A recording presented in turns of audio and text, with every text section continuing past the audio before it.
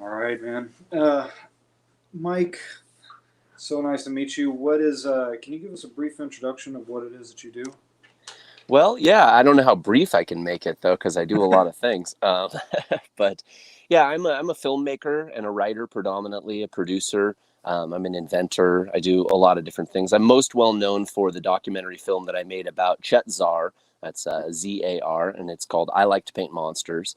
And it was a 2016 release through First Run Features. It was in production for 4 years prior to that. I did pretty much, my wife and I did the entire film ourselves, and we was funded through two separate Kickstarter projects that I also built and ran. So ultimately, that kind of catapulted me into the Kickstarter world, and I started running Kickstarters for other people, first for Ched and then other artists. And to date, I've done 11 successful Kickstarters and helped independent artists raise over $550,000 for books and movies and games, and as well as my own projects, of course. So yes, I do a lot of that. I'm a freelance writer. I wrote for Tattoo Master magazine. I'm actually finishing writing Chet's book Dystopia right now, which is a field guide to the dark universe of Chet Zar. And I've been working on that with him since 2016, so for 5 years. And then during that period of time, previous to the last 2.5 years, I was the co-host and the co-creator of the Dark Art Society podcast, as well as the Dark Art Society Cooperative and the Patreon associated with that. But then I went full-time RV, and that's why you see me sitting here under this umbrella. It's hot. I'm in Southern California. I've been living in an RV for 2.5 years with my 3 dogs and my wife, and we've been in 32 states, and we've driven over 23,000 miles. We've been coast to coast twice during COVID. And yeah, we're living a wild life, but it doesn't lend itself to being able to regularly provide that kind of co-host capability. And so as a result, I stepped down in order to allow that thing to bloom all on its own. But then I have, a variety of side projects, and I could go off about that forever. So we'll keep it brief. Dude, that is an insane amount of stuff it is that you have going on. Like you're a real creative. Like I Well, find thanks, that man. yeah, I find like the most creative people that I know, they always have their hands in like 1,000 different things. Right. You always got something going on. How did you meet up with Chet Zar?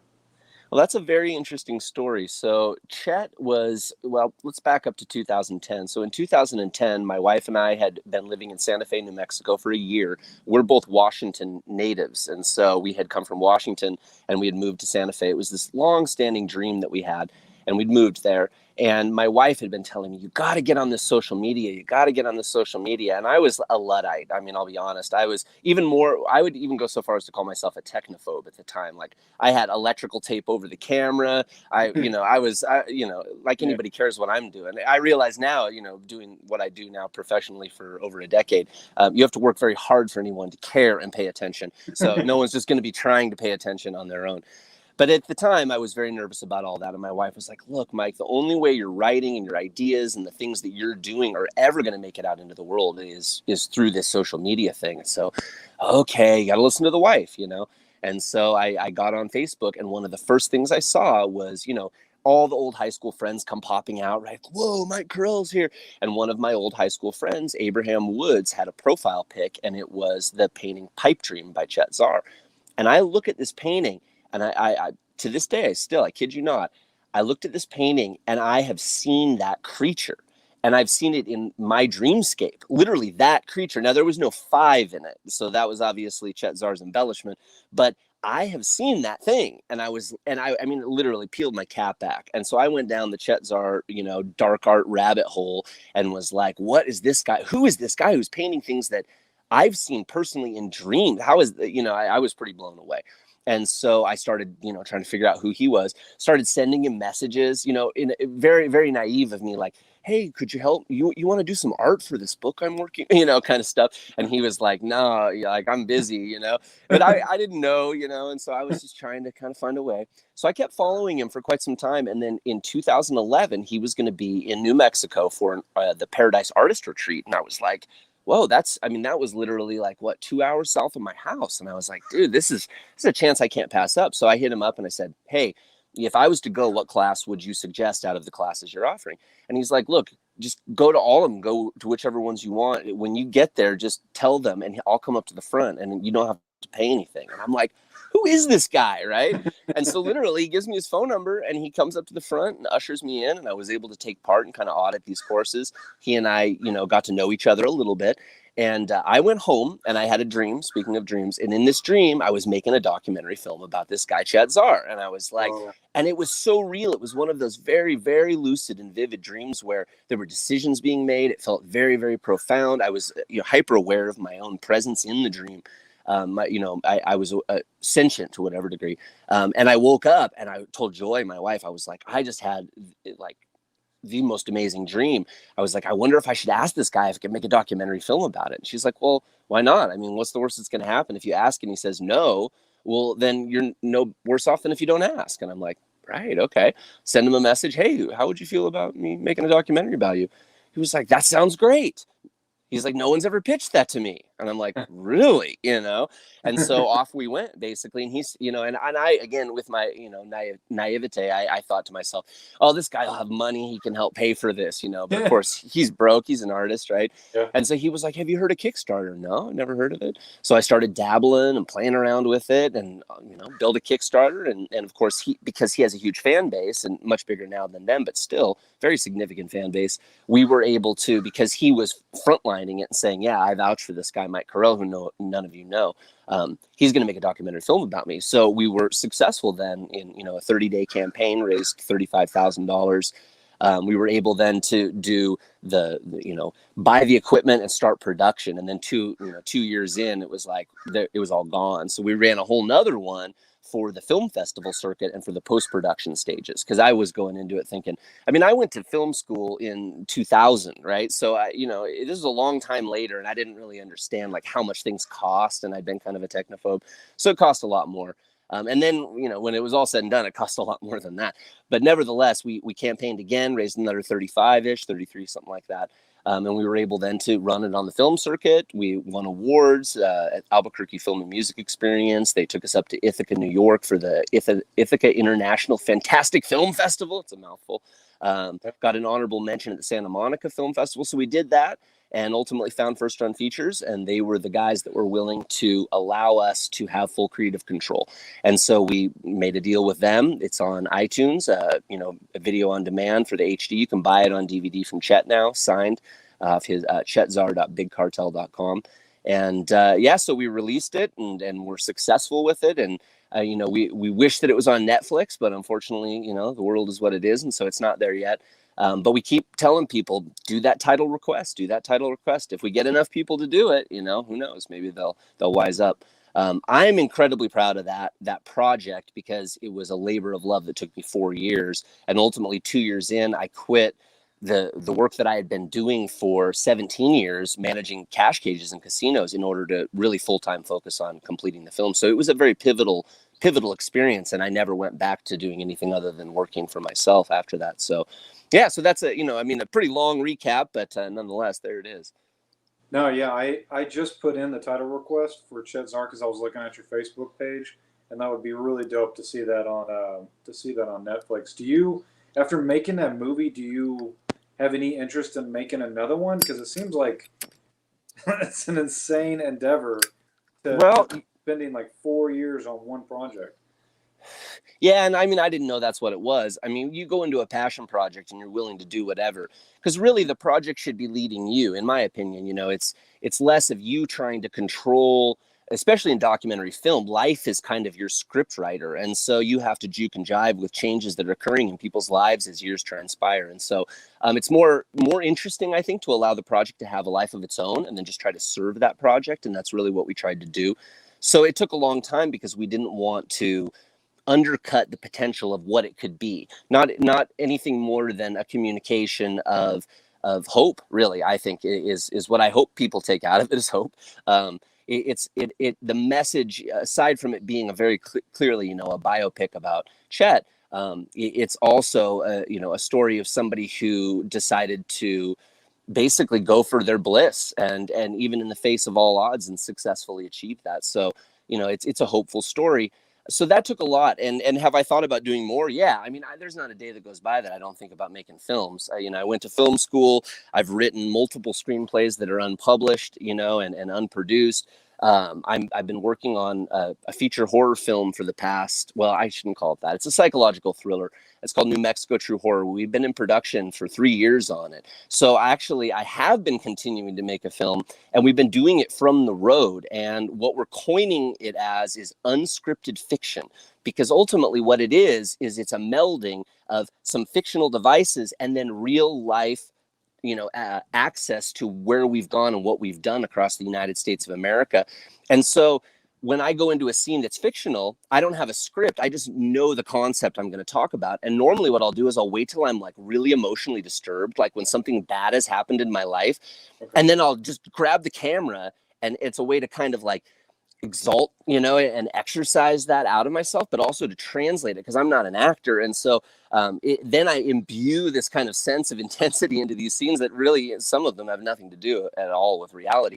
And that's the fun thing I hope about the film that people find when it's all finished, is that it's kind of a Ripley's Believe It or Not, where you get to decide as you go along, like, is this, which of this is real and not real? And there's quite a bit of real stuff in it, just actually road footage. But the first 30 minutes is where we were in New Mexico. So it's New Mexico True Horror. And the idea is basically I wake up in the morning and I come out of my kitchen and there's an organ on the counter with a USB drive in it. And I plug that USB drive into my computer, and it links me to this horrible found footage stuff that's like snuff film quality. It links me to this dark website, all kinds of stuff. It's a wild experience. So I have a Patreon that follows that. So all these guys and girls are watching it as it happens, and they get to see the unabridged, raw stuff just as it happens. And then, the experience is then built in. So when the film comes out, hopefully then people are like, wow, there's a lot more here than just this film. There's a lot of evidence and there's a lot of directions we can go with this. And it becomes almost an online kind of scavenger hunt with referring links that play off of one another. And I mean, I'd like to think it'll be a magnum opus, but again, long in the tooth, and a lot of effort, because when I went full-time RV, I had to start using my phone for everything. So this entire film, not only is it this unscripted fiction, which, what is that? It's also completely made in phone. It's shot in phone, it's edited in phone, it's scored in phone, I'm doing post in phone, everything is done in phone. And so that, has been an interesting challenge for me, to move away from big cameras and rigs and huge desktop studios and all this kind of stuff, and to do it all from the phone. So it's a wild project. And so I guess to answer your question, yeah, I am passionate about doing it, and am doing it. But insofar as documentary, I'd love to do a documentary film, and actually started the ball rolling last year for a documentary about the dark art movement. But COVID, right? Mm-hmm. And so then the Kickstarter market took a nosedive, ultimately because people were terrified, and no one was launching projects and spending money on things like that, ultimately. And so it's been a long time reviving from that. And I don't know, what the future really looks like in the name of making documentary film and dealing with, all of the hoops you have to jump through. So yeah, I'd love to do more, and I'm doing more, but it was certainly a fictional, and I guess, I mean, it's not fair to say that, because it is documentary in the sense that it's all documentation of things that have happened to us. Breaking down in South Dakota and having to live in the rig in the back of a trucking facility in their parking lot with a 15 amp cord across the parking lot through their roll door, and their roll doors are shut because it's nighttime. We're in this industrial yard, just like rocking the rig. So yeah, it's been a wild journey, and it's fun to share that with patrons as it happens, but also fun to package that into some real pieces of hopefully not only art but also journalism ultimately. So you have a Patreon, and you're kind of putting it out like piecemeal as you're going along, but it's kind of like so you're doing it like a found footage thing. Is it somewhere where you're hiding links, like these referral links? There's all kinds of stuff in there. There's almost 500 posts on that Patreon. It's a very old Patreon. So, and of course I use those tags to my advantage. The tag system on Patreon is built really not as much as an SEO, search engine optimization. It's not really a search platform yet, although I think they're headed in that direction. But your tag ability on there really helps your users to be able to navigate things that are core to whatever it is that you're doing. And so, for instance, when it comes to New Mexico True Horror, I can really use that to my advantage, because I have these tags that I ensure that I replicate, and they lead you to all these peripheral posts, both in platform and out platform. And so it's really my goal is that it's a puzzle that people can unravel and really get into it as a virtual experience and really an interactive experience. And so, but again, I have, I'm one of those guys. I have all the ideas, and there's so many things I'd love to do. But then there's resources, right? And I don't have a lot of resources personally. I live a nomadic lifestyle. I live a very Spartan, almost kind of monastic lifestyle in the sense that we have very little intentionally. We move a lot, and so it's a very different kind of experience. And so that changes your ability to necessarily actualize some of the grand plans that you have. I can't come out here and mold a bunch of things and cast stuff in my yard. I just don't have the resources, and also, we do a lot of work camping. And if for people that aren't in the RV world, work camping is where you trade labor, directly barter your time and energy for your hookup. So my overhead is entirely covered by the place I'm at. Like here at this horse ranch, I put in my hours in the week. I get my electric, water, sewer, garbage, everything I need. And then all I have to do is scrape some dough together to be able to eat and, pay my bills. So it's almost like, I wouldn't call it vacation, but you have vacation sprinkled throughout each day. And so, I have moments of reprieve. I could take a 3-hour morning and drink coffee that long if I want, right? And so there's a freedom in that, but then there's the trade-off because, if you're not constantly hustling, then you're not making crap loads of money. So you can't just go and buy anything you want, and you might have to have something that isn't as good as what you would like or go without, So it's an interesting life. But yeah, we do it on the Patreon for the dark side. And then we have a light side Patreon because my mom doesn't want to see any of that, right? Like now she knows me. She doesn't care. My sister, she wants to follow the dark side. My mom, my dad, they follow the light side. So I do that split intentionally so that people can follow both, and they do. But you can see the beautiful stuff, the sunsets and the beautiful, landscapes and the all of the wildlife that we see and all of that. And then not have to see all the really horrible stuff like, the sewer hose exploding. And, like yesterday, I had to kill a rattlesnake out here, and I don't like to kill things in general. I really actually like chauffeur spiders out of the house. I'm that guy.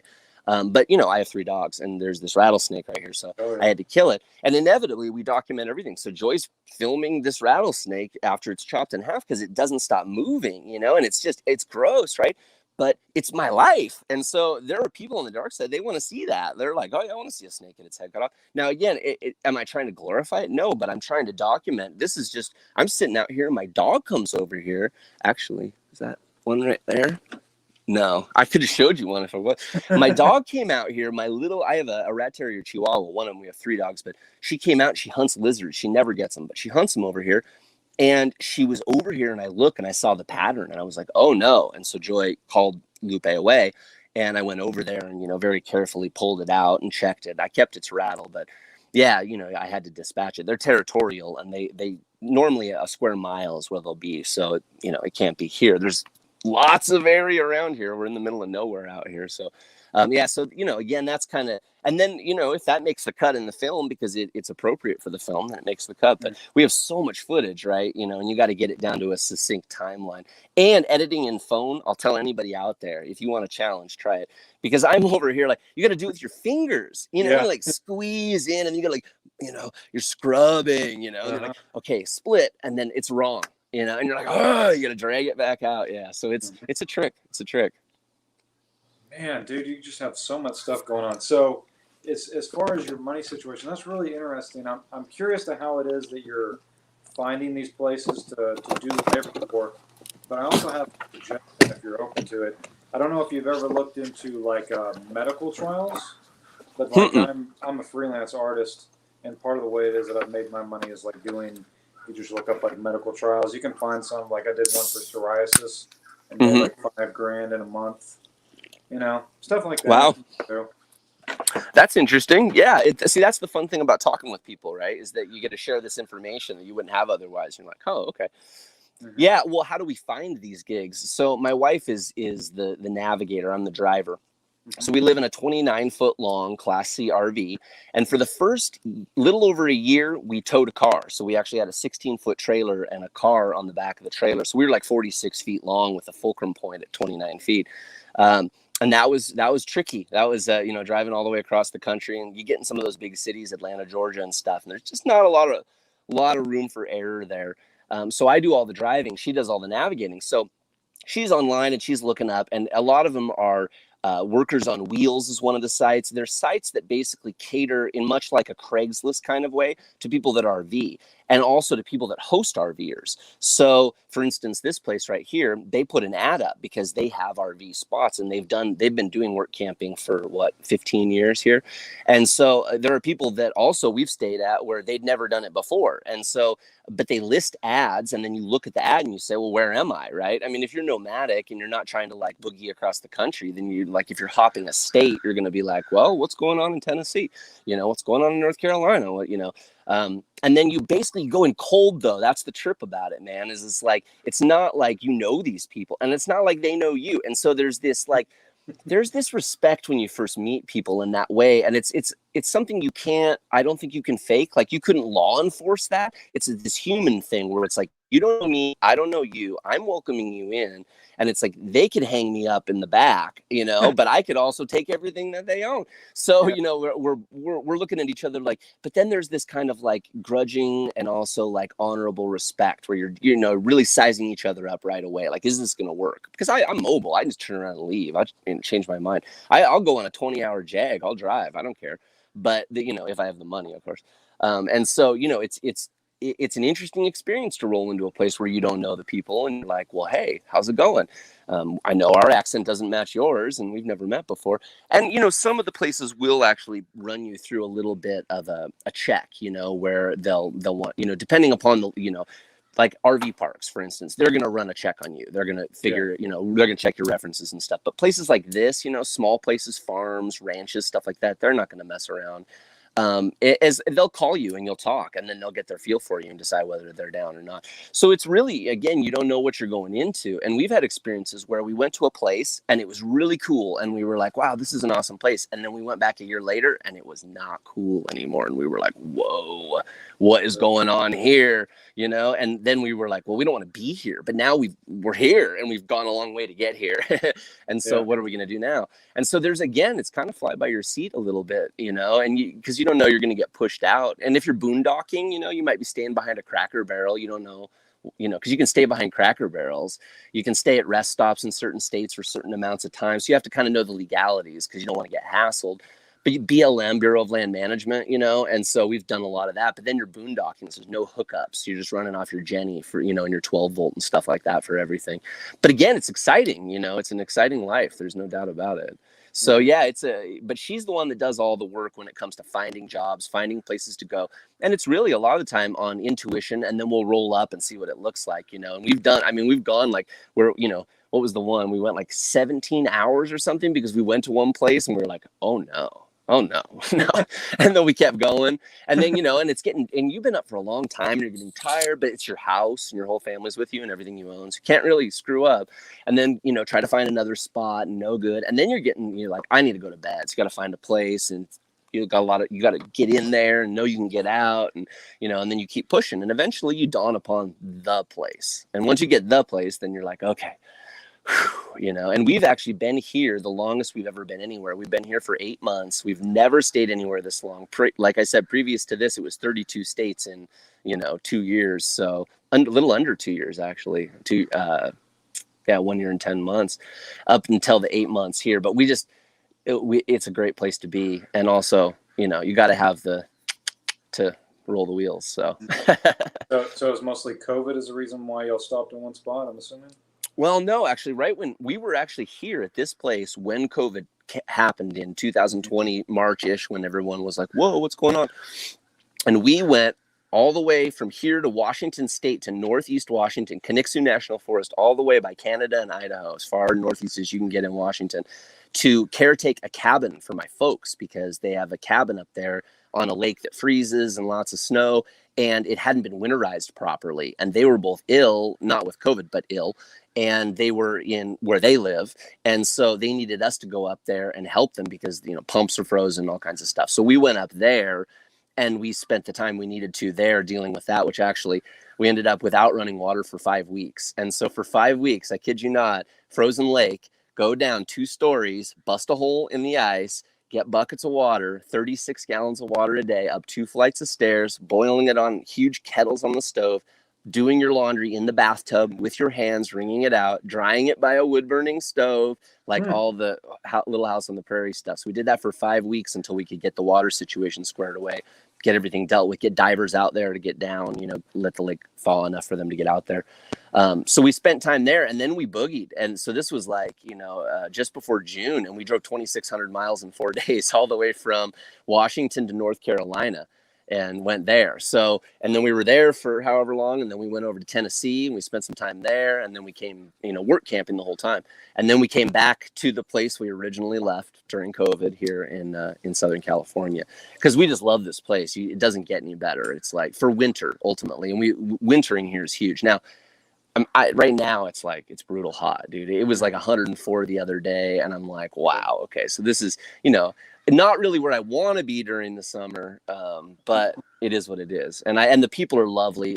Honestly, the most amazing people I've really ever met in my life. And the work is great. It's labor, you know, and I love it. I go up there with the jackhammer and pound 70 holes in the side of the hill and build fences and run plumbing and deal with livestock. And yeah, it's great. I love that stuff. So it gets me out of my head, you know? Yeah. So is something like that available for like, cause I've been thinking about doing some traveling. If you're just a dude in a car and you got maybe some camping equipment, is there options like that for? Yeah, so you'd fall into the category of a tenter. Yeah, there's lingo for all of it, of course, right? Okay. So you'd be a tenter, and some places do and some places don't. And so that would be the you know, abridged version of it is you know, you can, but not all places will have facilities or feel comfortable with that. You know, now like here, for instance, the place we're at, they have a bathhouse that's there because they do events, and they have 17 horses and they do horse stuff. And so they have people.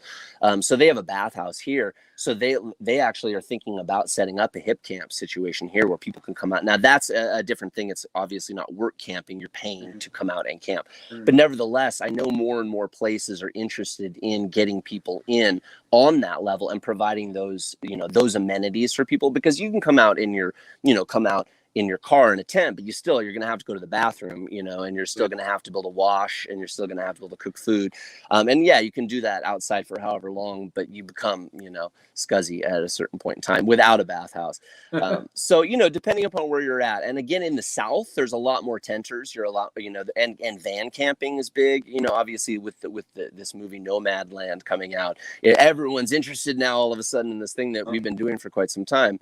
And a lot of van, you know, people that are doing van life. And then you go up, right? And you know, then there's B plus, and then there's class C, which is what we are. And then there's class A, which are the big rigs like Phaetons and Itascas, like the one across from us here. So there's a lot of like levels to it. It's weird. And you know, like right now you're what we would call a stick and bricker. You live in a stick and brick, right? Because you live on wheels, you know? So in that situation, like what is a resource to find places where it is that you would do like a work camping situation with a tent, or is there like, what listing is there? Is it, you said Worker on Wheels? Is that Workers on Wheels is one of them. My wife would know. She does all that, so she knows like all the websites. And there are some that are better, of course, than others, like any website. Some that are you know, have better listings and better reviews.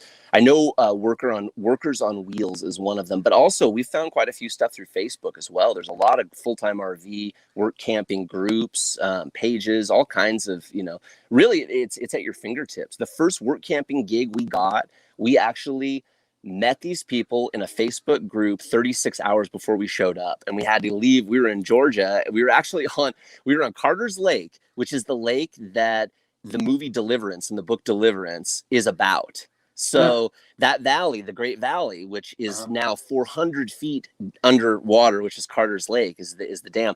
It was actually written about that area, and so we were there at Carter's Lake, and there's a whole cities underneath this. You know, it's crazy. So we were there, and then we were running out of money. I was working a Kickstarter. This was one of the last couple Kickstarters I did in 2019. It was the first one from the road, and so I was living full time, and I was running Gabe Leonard's Kickstarter for a series of an anthology of books that would basically show off the work that he'd done for 10 years of painting. Amazing painter. Gabe Leonard's like off the charts. Does mostly Western, but he's done a lot of mobster stuff too.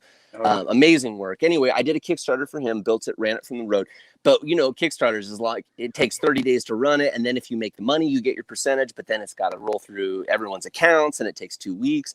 So we were like, not done with the campaign, and we were running out of money, and we were like, well, we're stuck here at this place that costs a lot of money. We're not talking like a parish park in Louisiana where you're paying $12 a day. This place was like $56 a day, and we were like, we got to get out of here.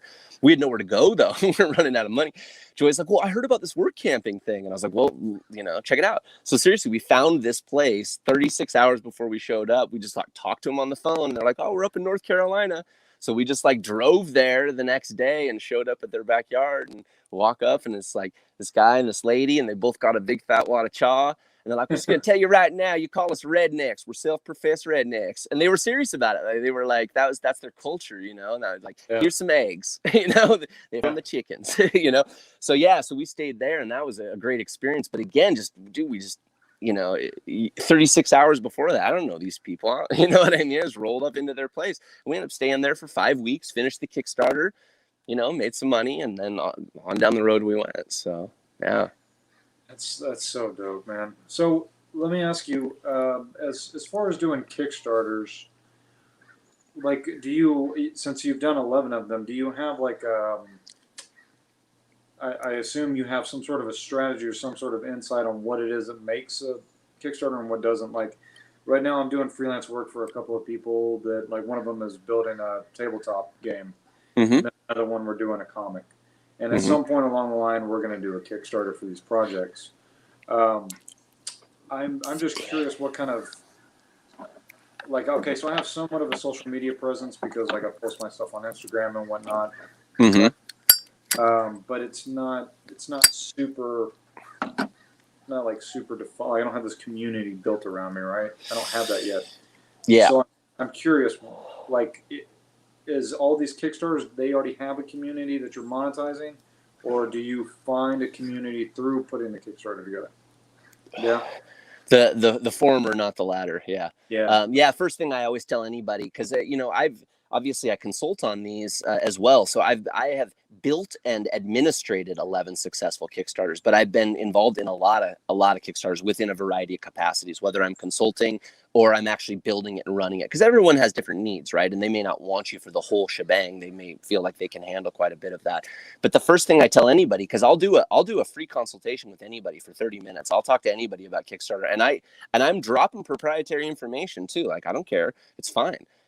You know, and so I'll do it, and then because I got to feel where they're at, because if I'm going to work with somebody for like 3 months, you know what I mean, on something like that where it gets intense. I mean, when you're running a Kickstarter and you're dogging it, you're not like going for a low number and you're going to try to push it, but you're like going for a top number and you don't even know if you're going to even bother with a stretch goal. It's stressful, right? Especially for the creator. And so you really got to be there for them, and you got to feel for them if you're going to be able to be there for them. You got to believe in the project if it's going to be successful. So yeah, I've worked within a variety of capacities. And the first thing I always say to anybody is, if you don't have a fan base, then don't bother, because what'll happen is you'll run one, you won't be successful, and then it'll crush you, and then you'll never want to do it again. And you're missing out on this awesome opportunity, because there's a lot of money to be made there. And and if you do it right, it's being made in a very altruistic fashion, which is what makes it such an exciting platform, because there's urgency, but there's also this built-in satisfaction that people get from being involved in something bigger than themselves. And so everyone is coordinating together, and it becomes a team effort, and it's a really great feeling, I know, for backers as well as for me as a creator, because I'm a backer as well. The feeling of doing something that you know you could probably never really achieve on your own, and being just a part of that there's an intrinsic value in that. There's a sentimental value in that. And so that's, those are kind of the two key selling points of Kickstarter. It dominates other markets because it's urgency based. It's, it's not like, oh, well, flex goal. Huh?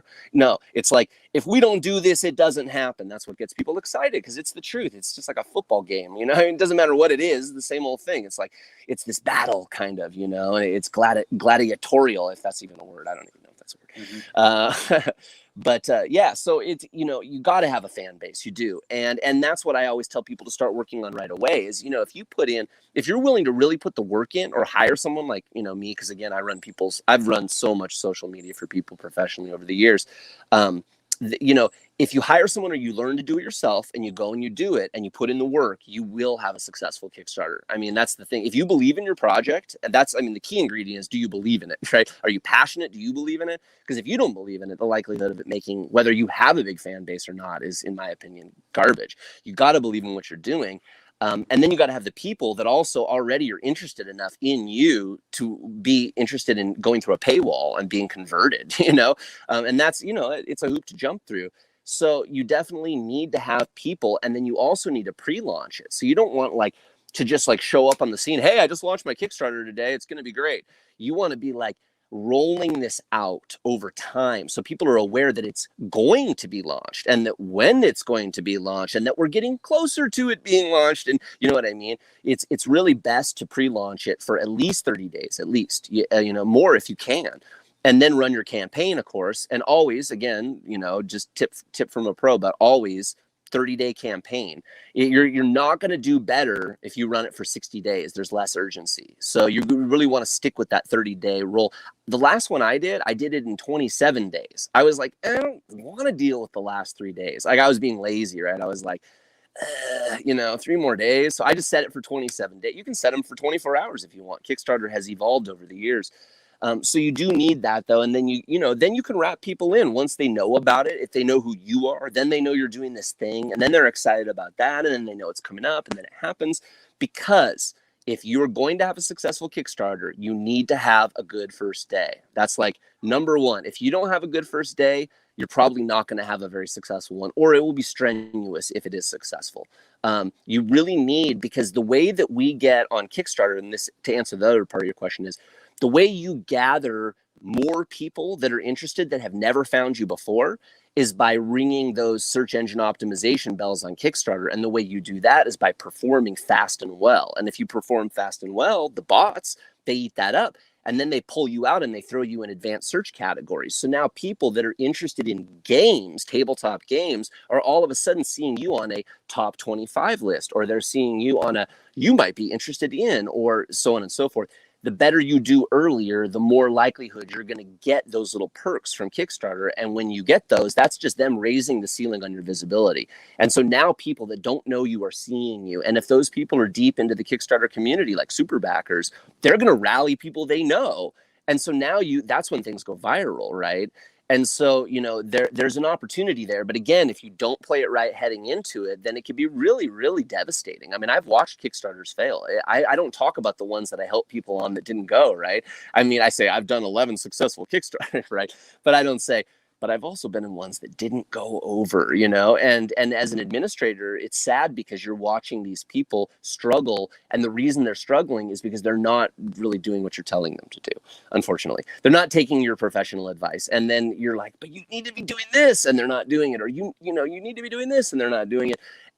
And then a certain point arrives where you have to say, you better pull the plug on this and not just let it, die on its own. You better just say, okay, we're going to cancel it. And then, we'll relaunch later. Save some face, don't let people wind it all the way down to the end. You're looking for 30 G's and you only got $1,800. That's painful, right? You don't want to sit for 30 days on that. So, that happens. It does happen. And in my experience, it's normally because people did not have a good fan base. They didn't put in the footwork that was necessary in order to be able to commute that fan base over appropriately. And then they just didn't hustle hard enough during the campaign, because it's really a full-time job as the lead of the Kickstarter, as the creator, as the administrator.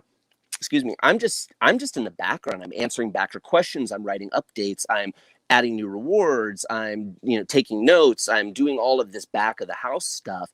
But I can't promote it for them because I'm not the figurehead. I'm not the guy or the girl, whoever it is, And so they have to really be ready for that game. And that's why, again, I always tell people, hire somebody to run it for you, build it for you, because then you can focus on, number one, being creative and doing your creative thing. And number two, promoting it like crazy. And then you have somebody in the back of the house who's dealing with all the stuff that you don't, if somebody all of a sudden asked you, well, hey, Hey, Wesley, could you go ahead and bundle me a tier up that has A, B, C, D, and E, F rewards from all these different tiers? You'd be like, oh man, how do I do that? You know what I mean? And if you have somebody who just knows how to do it, then bang, you don't have to worry about it. Or if someone's got a question of, well, how do I do an add-on? Or, oh, whatever. There's a million questions. You get so many questions during a campaign. So to have someone who is there, who knows the answers to the questions without having to try to find out what the answers to the questions are for the people, again, it alleviates the creator pretty significantly. So, I mean, and I'm not selling my services, I'm selling services, which is to say that like whoever a person hires somebody to help you with your Kickstarter. Anybody that knows what they're doing, hire at least a consultant to talk with you about it before you start really gunning. Because like I just recently, man, I did a free consult for a guy, talked to him for an hour. And he was like literally days away from launching this Kickstarter. And so I felt really bad because I kind of crushed him a little bit, but I was like, don't. Like really, like you got a good thing, man. Like just keep it, do the work, put the footwork in. You can't go into a Kickstarter with like 50 followers on Instagram and no Facebook handle. Like unless you know other people that can platform you. And that's a big part of pre-launch is that you have to start working peripheral sites because you're gunning towards that first day. So that launch day, you want any peripheral site that's going to support you, whether that's print or that's digital. You want those guys on board, guys and girls on board, to promote you on that first day. And so there's a lot of outsourcing that's required, again, to really have a concerted effort, because you can really get an affiliation with a lot of other people. And if you do well, then they're going to do well because you're going to promote them and they're going to promote you. And that's the cross-pollination game, and Kickstarter is very much that way, more so than it is like competition, And I did my last Kickstarter was for a card game. An all-in-one Oracle and card game, mind you, called Mysterian. And it was a little one, smallest one I ever did. It was like for just under 10,000, 27 days, like I said, and we made the goal. And yeah, it was a lot of fun. And we invented this whole new thing that never existed before, So it's a great feeling. It really is. It's, it's all about making things because that's what we are. We're creators, Mm-hmm. Yeah. So leading up to a Kickstarter. So if you're in a situation such as myself, where I've kind of let my social media kind of fall by the wayside just because I've had so much freelance work, and a lot of that stuff is not something that jives with the sort of thing that my followers are looking at. Sure. But so if I'm in a situation where in a 6 months from now there's going to be a Kickstarter for something, just keep the social media up to date with like 3 to 5 posts a week. And make it, communicate and engage with the followers. Like, is there certain tips or something that gets you boosted in the algorithms of these sites? Because like the longest I went 200 days posting on Instagram every single day. And that was pretty damn good. But I feel like, maybe I just burned out at some point. But I feel like there's a certain point where I'll hit a wall and I just won't get any more engagement past that. Especially Facebook. Like I have gotten like next to none on Facebook. Twitter a little bit.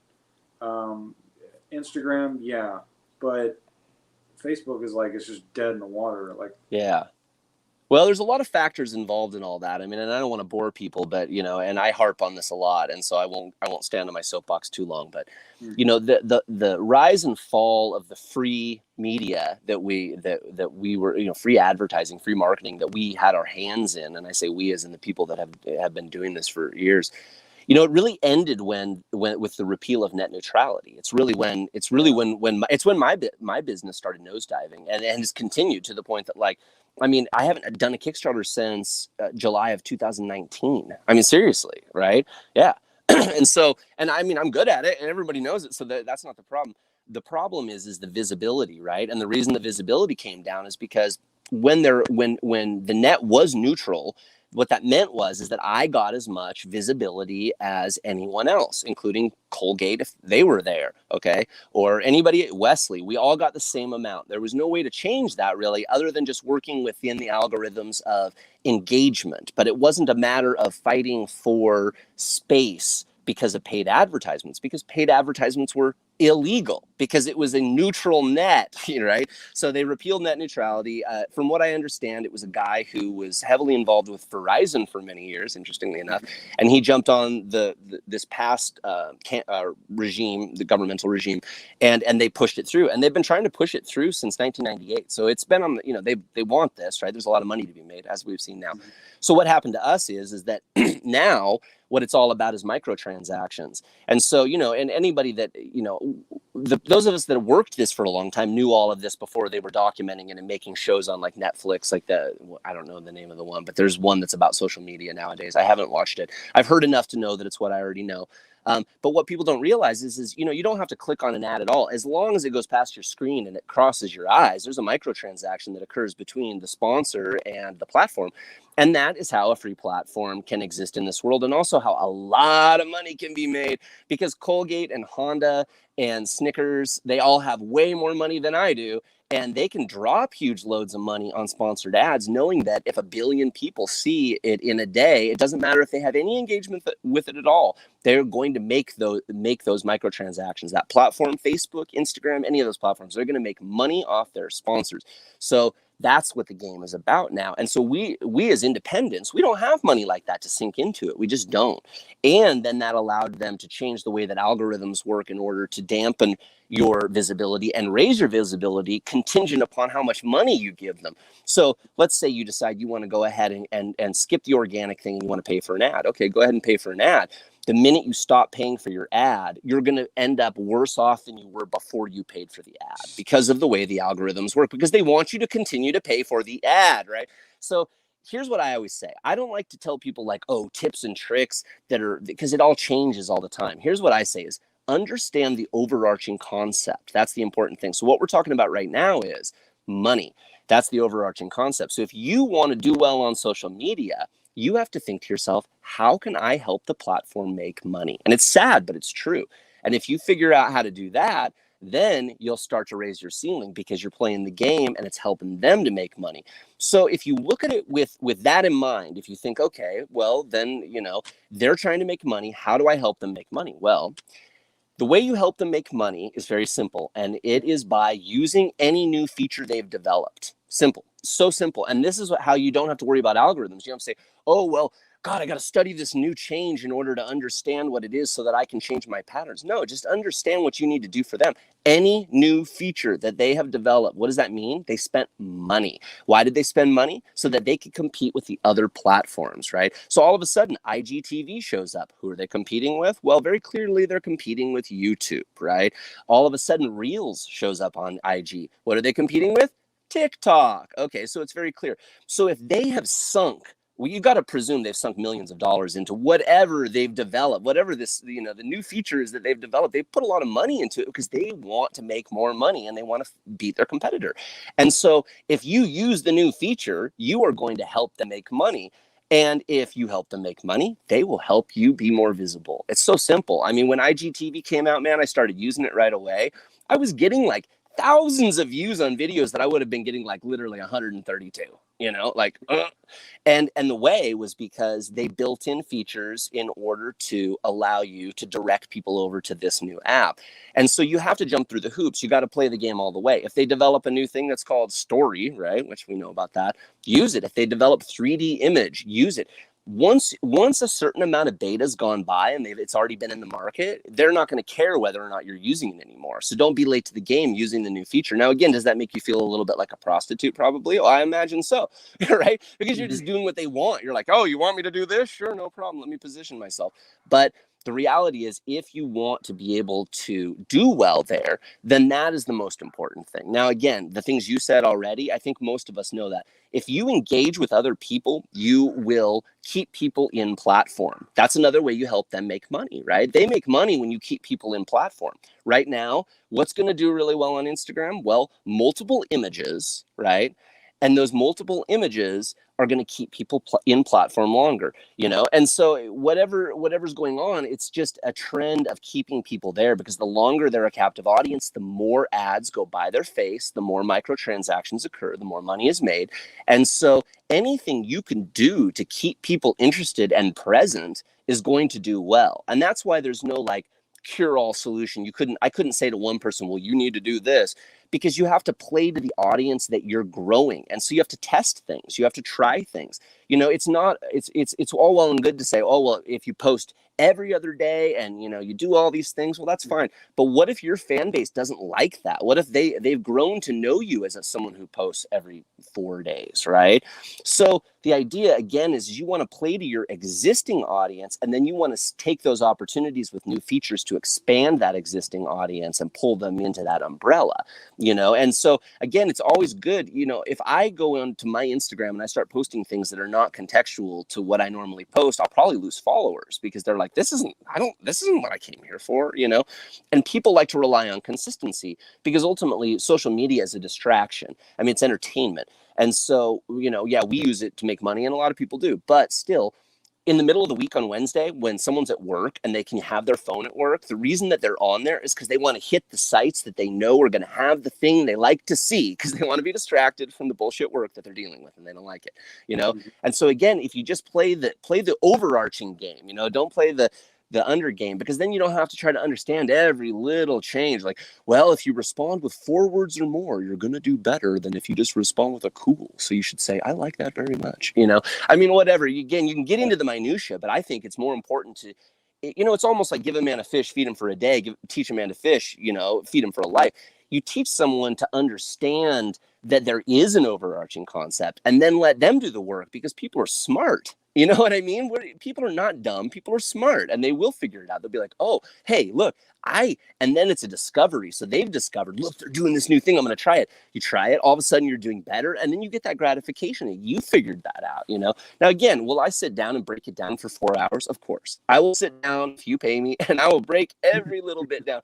But again, I think it's a waste of time, because I think there's more value in what I just said, really, because anyone can do it. It's not, it's not rocket science. It really isn't. You just have to think to yourself, make that platform money, keep people there. How can I do that without compromising my own integrity and my own values, And you reconnoiter that space and you move from there. And again, if you're willing to do the work, you will get paid. Now, I'm one of those guys.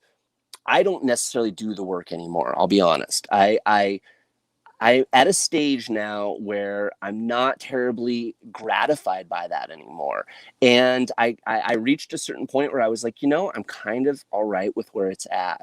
And so I still do promote on there. I promote my podcast, my audiobook, Emails from Infinity, and Tryptophiles, which is this bonus segment that I'm doing, which is ongoing conversation about psychedelics that breaks up each chapter of Emails from Infinity. So I'm still promoting that stuff, but I'm not giving away anything that is really interesting for free, because my patrons are paying for it. So I just dump all the good stuff on them. I'm just like, if I'm going to do an episode, I'm going to give them all the behind scene images and all the cool stuff. And then I'll throw a bone to social media. You know what I mean?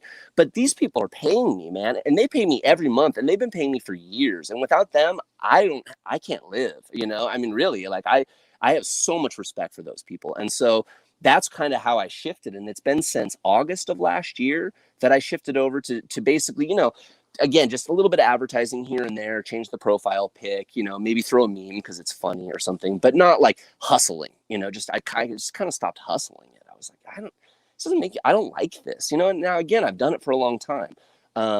But it doesn't mean that if I didn't have some big project coming up that I wouldn't be hustling it, right? So, the on and off switch is right there. But it's been nice to get a little bit of a break, and also not running other people's. So I have a little bit more like presence with my family, for instance. And, I don't have kids, but my dogs might as well be my kids. They live in a 29-foot RV with me. So.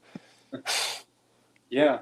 Yeah. So, and one of the other things that's really interesting that you've kind of touched on as you're talking about the social media stuff, which I totally agree. It can be very exhausting, but it seems like you said you have a light and a dark side to your Patreon. Is it the same Patreon, or are there 2 different Patreons? Yep, 2 different Patreons. Okay. Yeah, so one of them is called Boondocking Horrors from Infinity, and the other one is Boondocking Travelogues from Infinity. The former, the horror, is patreon.com/emails from infinity. And that's for all that's also goes, I mean, it's my whole wheelhouse for darkness, basically. So it's New Mexico True Horror, the feature film I'm working on. It's anything that happens in our life that's creepy and dark and weird. It's any artwork I'm doing. And I do a lot of artwork, and we sell artwork through Big Cartel. And so one of the things we have built in is a discount and a first look to all of the patrons at a certain level. So if it's a tiered thing. It's like $1 you get the travel logs, $3 you get the travel logs and the images, $6 you get the videos, the images, and the travel logs, $9 that's the cap. You get the first look, you at work in progress, and then you get the 10% discount, and then you get all the stuff below. So you get the whole package. And the light side's patreon.com/Land of Enchantment Tours.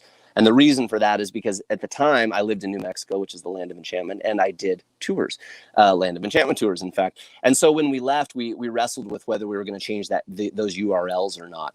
And really, it's better to not change your URL, because when you do, it kills all of the referrals, right? And so then you have all this stuff that if anybody goes back through, you got dead links. And for me, someone who, as you know now, builds puzzles into linkage, it's not good to have dead links. And so I don't like to change URLs. So we left it as Land of Enchantment Tours, and it's pretty fitting, actually. Now, doing the full-time RV, it's an enchanting country for sure. Way better things have happened than bad things, really. I mean, like, the dark side gets a lot of stuff because I'm a dark artist, and so I do a lot of dark art. But the light side gets way more full-time RV stuff because they see everything, every project I'm working on. They see it. So wherever we're at, whatever's going on, and there's just I've really met. Let's put it this way. If you live in a stick and brick and you watch the news and you think that the United States of America is a horrible place full of horrible people, you are wrong. Go out and travel. Okay? Because actually there's a very, very small percentage of people that are shitheads, and most people are absolutely incredibly kind. And it's just, again, it's my experience. Now, I can't say for other people, but I have really found just everybody anywhere. I mean, even the people that you meet that you're like, I'm not going to like this person because they're whatever.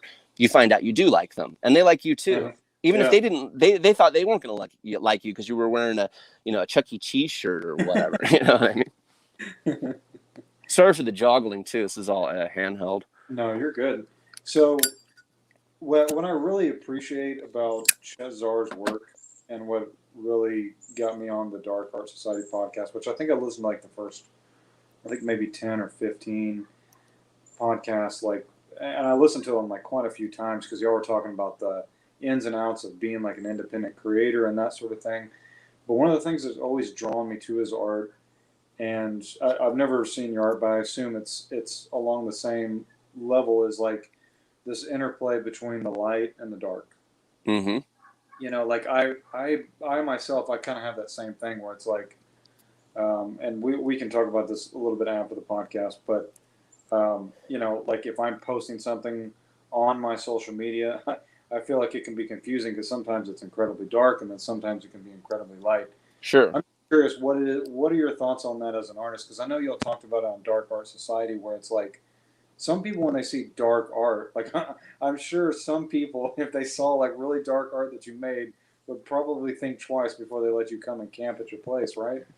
Well, and that's kind of the risk. I mean, that's the risk we take, because I use Big Cartel as our website because I'm not paying for a separate one, and you can build multiple pages on there. So there's no reason not just to use it for a website. It's a store, so you might as well build multiple pages, and then you can have a bio right there. And, if you can figure out the tech of it, whatever. So everyone knows. You can go there and see, you know what I mean? It's not hard. I directed a film called I Like to Paint Monsters, you know what I mean? Yeah. So the way I handle it ultimately when it comes to my social media is the way I've always handled those things in my life, which is that they get it all, because they're either going to take me because, yeah, I'm a creator, you're a creator, but you're more than the artwork you do, and so am I. And so people are either going to be interested in me as a person, or they're not going to be interested in me. And that's kind of how I handle it. And so if people are going to not follow my whatever because they saw light stuff and all they want to see is dark stuff, well, then adios. I mean, really, like, that's fine, because that's not me. Now if they're going to not follow it because all they want to see is light stuff and there's dark stuff, well, adios. Now, again, when it comes to Patreon, it's a different thing because there's a paywall there. And so I'm not going to do that to people, because they're paying for a commodity, a service. They're paying for digital content. And so I want them to get explicitly what it is that they're asking for. And so I made that division there, and it actually causes me quite a bit of grief. But nevertheless, it was the appropriate thing to do. When it comes to social media, though, it's like shotgun blast for me. Like, I don't worry about the overall aesthetic of it and whether I'm going to put somebody off. If they want to turn off to my page because I have pictures of my dogs, fine. Again, adios. You know what I mean? Like, I don't, You know, I am who I am, and I'm all of it. I'm not, you know what I mean? My film is me, you know what I mean? My three-dimensional artwork is me. What I do is me. So that's how I handle it. And everybody's different, you know. But if you look at the marketing aspect of it and you look at what's been successful historically, because really that's how we do the best marketing and advertising, is by looking at history. What has worked? What can we prospectively say will work as a result of what we understood did work? And what you find is that most of the time people will suggest that have done well is that you sell yourself. You know, it does better because then you don't have to pretend you're something you're not. And I've never done that. I mean, I've always been the weird kid my whole life. I was always he draws the weird pictures, you know, he draws the weird art, you know. I've always been the weird kid. So I'm so comfortable with that it seemed like the obvious thing to do. But I know people that are not comfortable with that for whatever reason. So, for instance, I know that there are women who don't want negative attention from males who will not post any of them on their stuff because they want them to focus on the art. And I have huge respect for that. And I think that's totally appropriate. So everyone's life circumstances are going to dictate a different result. So there's no cure-all answer. But I can, you know, speak to mine and that works for me. But I always tell people, you know, if you're comfortable with it, share more. I mean, share more of what's going on. You feel like you have a glut in what you can share. First of all, archive. Go back to your old stuff. Nobody cares if you made it 15 years ago. Nobody cares. Repost it. You know what I mean? Show people your archived work. Or again, show them what you're doing. Are you building a shed in the backyard? You know what I mean? Or, you know, did your cat catch a moth? Whatever. People are interested in that stuff. In fact, the trend is that people are less and less interested in the scripted, polished stuff, and they are more and more interested in the raw, real stuff. And it's the trend. It's the way it's going. So why not? You know, and now again, if you're not comfortable with that kind of thing, and everyone's got their limits. I don't have my my birthday on Facebook. I don't need anybody to know what my birthday is unless they know how to talk to me off Facebook. You know what I mean? Yeah. So you know, everyone's going to have to feel out where they're at with how much they want to share of that. But you know, if it doesn't compromise you, and it's a way to be able to let people in more to who you are because you are the creator, it does well. It always will do well. You know, and you don't have to be attractive either. That's the thing. People don't care. That's the thing that, like, dude, the social media, you know, digital content, it's flooded with everything. Nobody cares anymore. They're going to find what they want. And there are people that want everything. You know, anything you could provide, there's someone out there that wants it, and probably a lot more than just one, you know? Mm-hmm. So whenever people say that, like, the dark art is, it's overly negative, it's trash, it's, you know, like devil worship or something along those lines. That's kind of what I've heard growing up here in the South. I'm in Texas, by the way. Texas. Okay. We spent some time there. Yeah. I love Texas, but, you know, like, what is your take on that? What is your take on?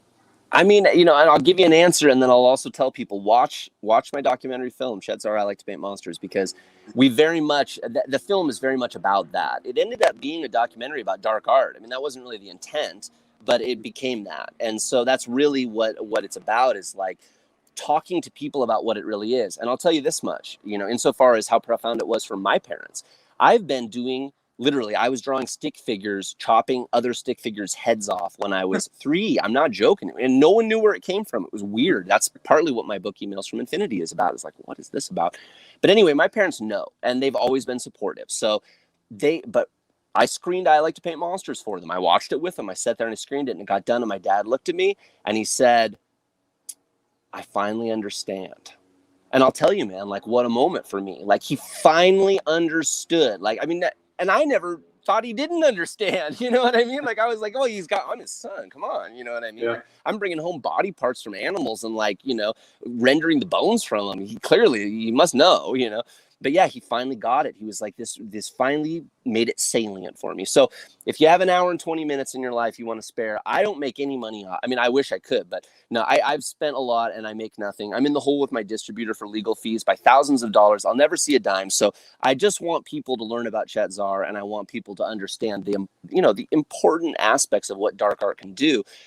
So with that as a segue to me telling you what I think, dark art for me, and I think for most people that produce it, they are compelled to produce it. And if they don't produce it, the results that it creates are aberrant. So dark art is actually healthy therapy. And it is I don't know if you would call it a cure, but I've seen it be a cure for some people, for anger, for fear, for all of these feelings that everyone feels. You cannot repress and sweep that stuff under the rug and not have a big bulge under the rug that someone's going to trip over and break their neck on. That's just how it is, right? The reason the world, in many ways, a lot of what's wrong in the world is because people repress their feelings, you know? So for me and a lot of people, I know that dark art provides an avenue to be able to express these intense feelings that we have, these intense images that we see in our minds, these things that for whatever reason we are attracted to, even though they're grotesque. It's kind of a conundrum. It's an oxymoron. I think it's why a lot of people don't understand it. But it allows us a positive, constructive way to deal with those things as opposed to a destructive way. And I have seen plenty of people become destructive because they're not dealing with things in a constructive way. Now, again, do you have to paint a painting to do that? No. I mean, for me, building fences, digging holes, that kind of stuff, that is constructive use of intense energy, because I have a lot of intense energy. But we all do. And I think that that is the thing that most people are afraid of. And the reason why dark art scares people is because they're not facing the darkness in themselves. And that makes them uncomfortable, because when they look at that, it stirs that pot.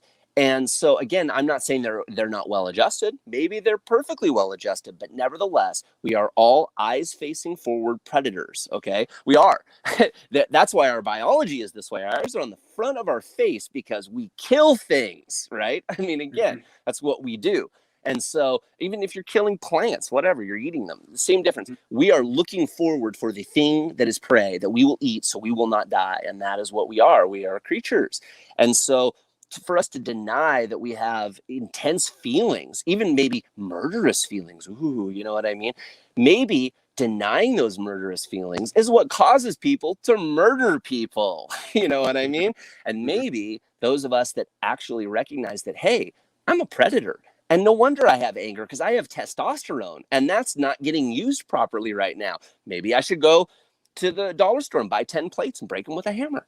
You know, that's destructive, but at least you're not hurting anybody and you paid for it. You know, go to a destructo room. I know they have those, whatever. But, you know, shoot a rifle, you know, whatever. Or do something that makes you feel blissful and happy. Stare at a mountaintop and listen to the water lap of the lake, whatever, right? But the point that I'm making is that deal with your feelings. And I think that dark art is, in many ways, for most people. Now, again, I can't speak to everybody, because I do know some dark artists that are really kind of creepy, freaky people.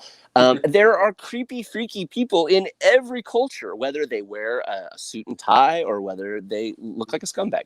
So, you know, again, that's just going to exist. And I think that is the big, you know, really on an unconscious level. I don't think that's necessarily, I mean, again, it's all unconscious. That's why those people are revolted by it, because it's, you know, they're unconscious. But then at the same time, they'll sit there and just like absolutely, you know, like with gluttony, eat the news. And it's this horrible stuff. People dead, and bombs and explosions and sicknesses and toxic gas. And then they feel informed, and that's all right. Like, I wouldn't watch the news if you paid me. I have not watched the news in like 15 years. There is no way. What a bunch of miserable garbage. Like, I don't want that in my head.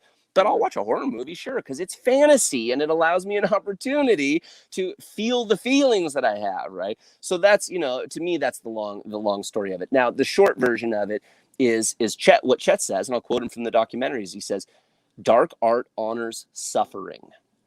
And that's I know that is how he feels about it. He feels that there is so much suffering in this world, and we can all pretend it doesn't exist, but we know it does. And it honors that is legitimate and that it exists, and it's not fake, and it's not, you know, it's an honoring of suffering, because people suffer. You know, I suffered yesterday, right? So, you know, and people suffer a lot worse than I do. I guarantee it. So, you know, that's how he feels. But also, I know that he feels, and I won't be able to quote him directly from the film on this, but it's like taking something from the dark out into the light. So, like, if a child is afraid of the closet, you shine a light in there and they can see that there's nothing there to be afraid of. And so for him, I know that dark art is very much a process of shining the light on the things that are uncomfortable and scary and unpleasant. And then by doing so, demystifying them and being able to see, well, you know, like, you look at this spider up close and, you know, it's creepy and scary, but if you really start to look at it, it's actually really interesting. It's kind of a fascinating thing. It's not really that terrifying. And it actually is afraid of me. It's not interested in me at all. So again, I think that for him, I know that's how he feels about it. And I know that I can say that because I made a documentary film about it. So, but he and I both have our own feelings. And so it's fair to represent them both. But again, that the documentary, I feel like really concisely, but both with imagery as well as audio, takes the viewer through a day in the life of him, his career, and then ultimately lands them in what is this all really about, and what's the purpose of this? Because when I think of Chet, I mean, Chet is literally one of the most godly men. Seriously, like he is, he is not a Christian in the sense that he doesn't ascribe Christianity to himself, but he is absolutely 100% a Christian. There's no doubt. I mean, like I know lots of different religious people. I'm a very spiritual person. He is a Christian man, period. Like he lives by every ideal of the Bible, period. He does. So to call someone like that a crazy dark artist Satanist or something because they paint these horrible things, it's kind of a travesty, to me anyway. So that's my 2 cents on it. Yeah, that is a really interesting parallel where you're talking about like the same people that will talk shit on dark art. They'll look at like Geiger, they'll look at Chet Zar, and they'll proclaim them to be Satanists or whatever. They still at the same time belong to this culture that is just completely transfixed on the news, and it's kind of like this, well, let's just fucking kill them all kind of mentality about everything. And people say stuff like that, like it doesn't mean anything, like it's just kind of there. And it's like, how are you so disconnected from other people that you would even think something like that? Right. I mean, I really can't think of a time that I've ever really wished anybody dead. I mean, specifically, like an individual. Like, I mean, I joke earlier about, murderous intent or whatever. I've definitely had intense feelings, homicidal feelings in my life, for sure. And I'll admit it. But never towards a specific individual. That's the thing. It's a feeling. It's not, you know what I mean? And so again, there's a good way to deal with that. And that's by being productive and constructive. I don't get it, man. We the truth is we live in a horrific world. I mean, it's really a predatory universe. Everything in this world predates on other things. And so I think actually the fact that we get along as well as we do is what's miraculous, like rather than being like, oh, man, we're God, what fucked up species we are. We can't figure it out. I'm like, but look how much we cooperate. I mean, really, like given the kind of world that we find ourselves in, like we actually are pretty miraculous that we're able to communicate as well as we can, and that we are able to get, I mean, again, don't get me wrong, wars are terrible and all that, but still I think that we do better than we give ourselves credit for, as opposed to saying, oh, well, we're just vapid. You know what I mean? And that's the same thing again about traveling, is it's like, it's easy when you're in a vacuum, and I've lived in vacuums plenty of times in my life. It's not until I did this that I had any idea. Yeah, I take trips. I've been here, I've been there, but that's not the same thing, travel. I mean, that's the number one thing you could do for bigotry anywhere, is to just travel, because what you find is people are people. Period. That's it. People are people. That's it. And you realize it on your own. No one has to tell you. You go around and you start dealing with people of all cultures. You drive an hour and the accent changes. You drive another hour and the accent changes again. You drive another and you're like, whoa, like this is so much more diverse than I knew, and people are incredible. People are fascinating. So I really think we actually do better than we do worse. But you got me on a good day, because on a pessimistic day, I'd be like, oh yeah, it's all, we're done. I mean, I'm telling you, it's over, so. Yeah, the universe is always trying to eat you in one way or the other. Well, and we're all gonna, I mean, right? That's what this whole thing's out. We're all playing at the unknown. We all know that we're facing the thing that we don't know what happens, period. We're all gonna die. Everyone knows it. And it's easy enough to intellectualize that, sure. Yo, I'm gonna die someday. Well, sure. You might die in 5 minutes. I could have a brain aneurysm right now on your podcast.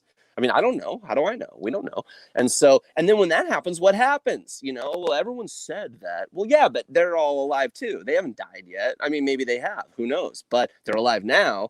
So we can't guarantee that they were alive again. I don't have any evidence. I'm not saying it's not true or possible. But again, so we don't know. And everyone's terrified, just terrified of this unknown thing. I mean, I am, for sure. Again, like, why lie, right? Am I afraid of death? No, but I am certainly afraid of what's going to happen. I have all these great, fantastic ideas, but come on, give me a break. I don't know. I have no evidence.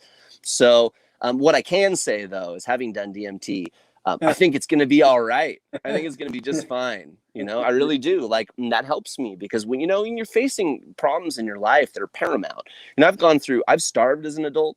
I've gone through some intense stuff in my life, and all of us have, and it's all relative, right? I mean, you know, when a child stubs their toe the first time, I mean, you might as well have just tore their eyes out of their sockets. I mean, it's, you know, it's the worst thing that ever happened because nothing else bad ever happened to them. So again, it's all relative. So, you know, I've struggled and I've suffered, and we all have, and you know, we have to reconcile that experience somehow, you know, and I think that's what it's all really about. And so when I'm in a point in my life where I'm really having a hard time, I just remember it's like, yeah, but I know it's going to be fine. Like, I know at my core, I know it will be fine. It's just all happening. It'll all just be happening. That's all that's ever going to happen is what's happening. That's it, you know? And that sounds so dumb and trite, right? But like the truth is simple. It's self-evident. The truths are not complex. If someone gets complex with you, you know that they're spinning some bullshit. You know? So what was your DMT experience? I remember whenever we set this podcast up, you had a posting on Instagram, and it was a picture of, what is that character from Simpsons being thrown through a window, and it says, Yeah, Ralph. About my psychedelic. He's like, kidnappers returning me after listening to me talk about psychedelics for 2 hours or something. Yeah. Yeah. Well, I thought that was, you know, it's appropriate because I was promoting an episode of me talking to a dude for an hour and 15 minutes about psychedelics. So yeah, you know, I don't want to spoil that for anybody. Okay. What they need to do is they need to go and they need to find emails from Infinity on wherever they're at. I'm on Spotify, I'm on Anchor, I'm on Stitcher, I'm on iTunes, I'm everywhere. So find emails from Infinity. Just look it up. There's no other emails from Infinity but me. Look it up. And you should listen to the whole thing because it's a book. And I think it's a good one. But, you know, I wrote it, so I would say that. But if you don't want to, in between the episodes is this bonus segment, Tryptophiles. And I had Chet Zar on. He was my second guest, I believe. Yeah, I had Chris Haas and then Chet Zar. And so there's a Chet Zar episode. And my DMT trip was with Chet Zar at Chet Zar's house. And I talk about it with him. And he talks about his experience of me doing that at his house. Okay. So I won't spoil it. You should check it out. Anybody that's listening should check it out. It's pretty fun. Okay. Cool. It's a wild trip, man. It peeled my cat back. It changed me forever. I mean, there's no doubt. Like, you know, I remember the first time I did LSD when, you know, I was, how old was I now? 16 or 17, I think. And the first time I did it, I remember at the end of it being like, I'm never going to be able to see the world again the same way, like towards the end of the trip. And I remember like it haunted me a little bit. Like I was like, I permanently changed like, I didn't realize, that was kind of what I thought to myself. I was like, oh God, what did I do? You know, like I thought this was going to be fun. And now I can't see the world like, it was like the directional poles had shifted. I was very affected. And now again, you know, time subsides and I wasn't haunted by that. Certainly I kept doing it.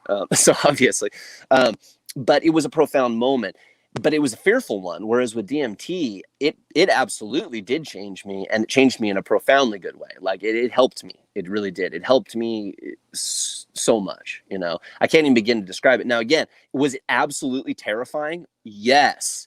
I was absolutely shitting my pants. Like I was like gonna run from the room, sweating. Like it was brutal. I'm not joking. It is not for the faint of heart. If you're interested in doing that, I will definitely suggest that you try Salvia divinorum first. Like take a 5-time or a 10-time hit of salvia, get a real good hit, you know, get a torch, do it the right way, get a full hit of salvia and see how you feel about that. And if you're like, that wasn't too bad, do it a couple more times. And then if you still think you might want to do DMT, try it. But salvia is like ginger beer compared to that. I mean, really, and salvia can peel a cat back for sure as well. And I've had that experience. It's a powerful plant. These are all very powerful plants, you know. I did way back whenever it was legal. I don't know where it is that you would even get it. I guess you could probably order online or something. It's legal in quite a few states still. Really? Yeah. Yeah, I remember smoking. Yeah, I think it's. Go ahead. I remember thinking it was just like some weed variation or whatever, and smoking and being like, "Oh my God, this is not weed."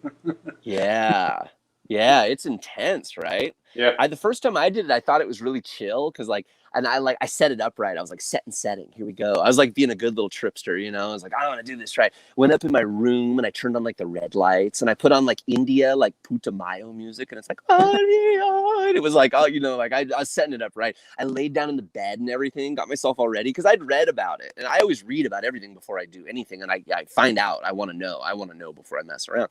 So I knew what I was supposed to do. Take care of myself. But I didn't have a babysitter. I was going rogue. I was going solo. So, you know, I sat there in the bed and I did all the things. I got it. I got the torch so it gets to the right temp, you know, and I hit it and I held it and I blew it out. And I was like, whew, and it happens pretty quick. You know, it's a little kind of elevator. And I just laid back and closed my eyes. And in my mind, I could like feel like I couldn't see this. It wasn't visual. So this is like not a hallucination, but like I could feel like I was going down a river. I was on my back and I was like floating down this water. And there were these people talking to me and they were like just off to my left-hand side behind my head. I couldn't see them. And they were like, I couldn't understand them, but they were like telling me what was going on, but it did not make sense, but it did. It was so weird.